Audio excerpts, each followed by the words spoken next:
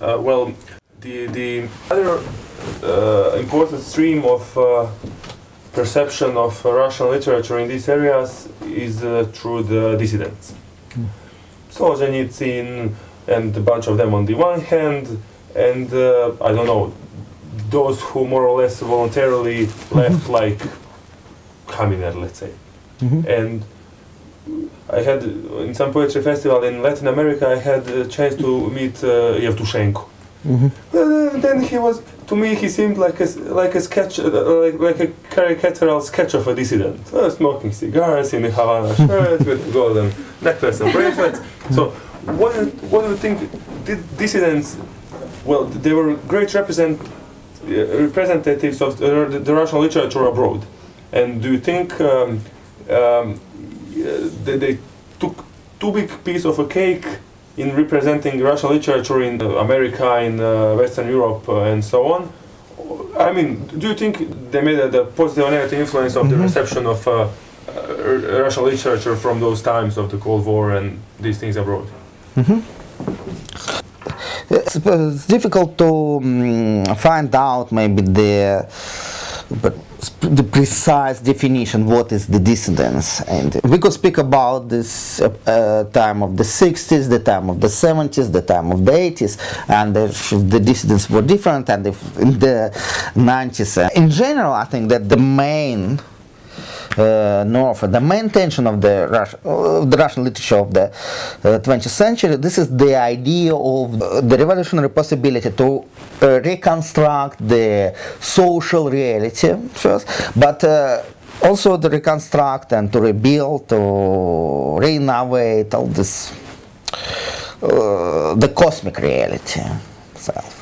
So it was the main task of the Russian avant-garde, to rebuild the cosmic reality by means of the aesthetical aids, aesthetical instruments.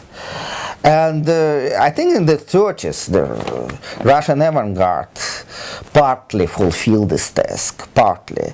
But later on, this avant-garde mission, or avant-garde task, was appropriated by the state itself.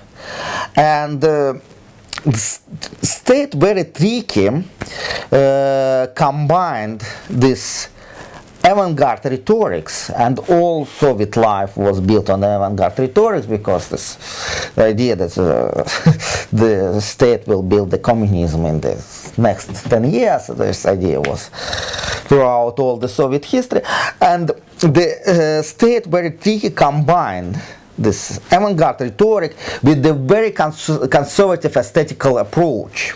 The dissidents in the Soviet time diminished the role of the avant-garde rhetorics, but in this or that way they worked in the field of the very conservative aesthetics. Because the novel by Solzhenitsyn is the novel of the 19th century. It's not the novel. It's the novel that was written before Proust, or before Joyce, or before avant-garde. And dissident culture sometimes is accused in the liberal conservatism. But on the other hand, this existence of the dissident approach, from my point of view, it's a very important feature of the cultural production. And the dissident is always against the doctrine, against the strategy which is dictated by the power. And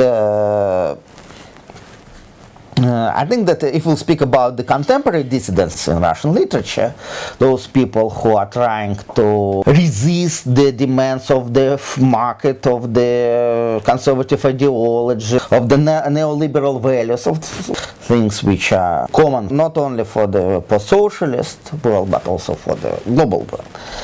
And these dissidents are eager to struggle for the realization of the ideas of this revolutionary possibility in the aesthetical field. I think I would agree very much with your interpretation.